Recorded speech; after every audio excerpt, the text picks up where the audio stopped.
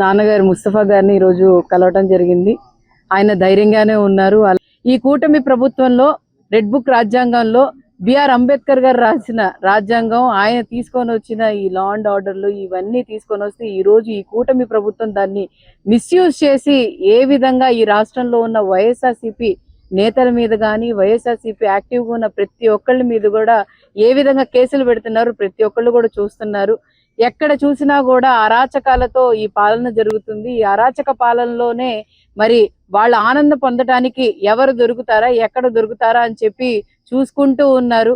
వెళ్ళి మేమే స్టేషన్ లో అప్పచెప్పి అరే బాబు ఈయన డబ్బులు ఇవ్వాలి 36 లక్షలు అలాగే పొగాకు ఇవ్వలేదా అని చెప్పి వెళ్ళి స్టేషన్కి వెళ్ళి కూర్చుంటే తిరిగి నాన్నగారి పేరు కనిపించింది. చాలు వైఎస్ఆర్సీపీ ఎక్స్ఎమ్మెల్యే ముస్తఫా గారు మరి వైఎస్ఆర్సీపీ పార్టీ అని కనిపిస్తే చాలు మరి తిరిగి స్టేషన్ లో అక్కడ నూజివీడ్ స్టేషన్ లో కంప్లైంట్ పెట్టి ఈ రోజు ఏ విధంగా ఇబ్బంది పెట్టి ఏ విధంగా ఈ రోజు ఆనంద పొందుతున్నారో మనం అందరం చూస్తున్నాము. ఈ ప్రభుత్వం ఏ విధంగా తయారైందంటే ఎవరైతే వైఎస్ఆర్ కాంగ్రెస్ పార్టీ ముద్ర పడుతుందో, ఎవరైతే జగన్మోహన్ రెడ్డి గారికి వేర విధేయులుగా ఉన్నారో వాళ్ళ మీద వెతికి మరి కేసులు వచ్చినప్పుడు కేసులు బనాయించేటప్పుడు చూసాం. ఏదన్నా చిన్న పొరపాటు జరిగితే బలమైనటువంటి సెక్షన్లు నమోదు చేసేటువంటి పరిస్థితులు చూసాం. ఈరోజు అసలు కేసులు సృష్టిస్తున్నారు. లేని కేసుల్ని ఉన్న కేసుగా సృష్టించి దాని మీద రకరకాలైనటువంటి ఈరోజు SC/ST దగ్గర నుంచి కిడ్నాప్ కేసు దగ్గర నుంచి హత్యాయత్నం దగ్గర నుంచి అనేక రకాలైనటువంటి కేసులు బనాయించి ఈరోజు ముస్తఫా గారిని జైల్లో పెట్టడం జరిగింది. ఆయనకు సంబంధించినటువంటి కుటుంబ సభ్యులు కానీ ఆయనతో ఉన్నటువంటి ఆయన అభిమానులు కానీ ఆయన సహచరులు కానీ అందరూ కూడా ఈరోజు తీవ్రంగా బాధపడేటువంటి పరిస్థితి ఏర్పడింది. కాబట్టి చంద్రబాబు కొడుకు ఆలోచన చేయాల్సింది. ఈరోజు మీరు కొంతమందిని మాకు సంబంధించినటువంటి వ్యక్తులను జైల్లో పెట్టి రాక్షస ఆనందం పొందుతున్నారు. రేపు ఎప్పుడు కూడా కర్మ ఎవరిని విడిచిపెట్టదు. రోజులు ఒకటేగా ఉండవు.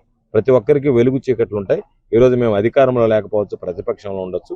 మీరు చేసినటువంటి నేరాలకి ఘోరాలకి ఇప్పటికే 26 నెలల్లో మీ అబ్బా కొడుకులు ఇద్దరు తండ్రి కొడుకులు జీవితకాలం జైలు శిక్ష అనుభవించినా సరే ఇంకా మీరు చేసినటువంటి నేరాలు మిగిలిపోతాయి తప్ప మీ శిక్షాకాలం మాత్రం పూర్తి కాదు.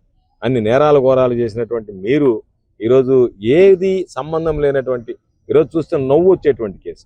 ఎవడైతే ఒక వ్యక్తి ఆయన దగ్గర డబ్బులు తీసుకుని పొగాకిస్తానని ఇవ్వకపోతే దాన్ని ప్రశ్నిస్తే ఆ వ్యక్తి వెళ్ళి నా మీద కిడ్నాప్ చేశారని రకరకాల కేసులు పెడితే ఒక తప్పుడు కేసును సృష్టించి దాని మీద పచ్చ మీడియాలో లేనిపోయినటువంటి వార్తలని రాయించి ఈరోజు ఆయన తీసుకొచ్చి జైలు పాలు చేయడం అనేటువంటిది దుర్మార్గమైనటువంటి విషయం.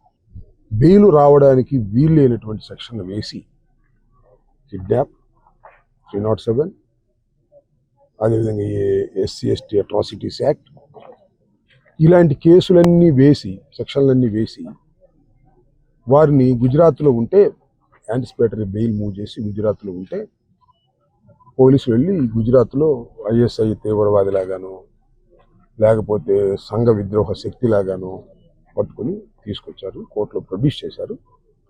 కోర్టు వారు రిమాండ్ ఇచ్చారు. ఇది చాలా అన్యాయమైన కేసు. ముఖ్యంగా ముస్తఫా అనే వ్యక్తి 2 టర్మ్స్ వైఎస్ఆర్ కాంగ్రెస్ పార్టీ తరఫున శాసనసభ్యుడిగా చేశారు. నూరి ఫాతిమా వారి అమ్మాయి, ఆమె మొన్న పోటీ చేసింది. ఆయన స్థానంలో ఓటమి పాలయ్యాం. గుంటూరు పట్టణానికి వైఎస్ఆర్సీపీ అధ్యక్షురాలుగా ఉంది. కూటమి మీద జరుగుతున్నటువంటి అనేక పోరాటాల్లో భాగస్వామిగా ఉంటుంది. మరి దాని మీద కక్షబట్టి చేసినట్టుగా మాకు అర్థమవుతుంది.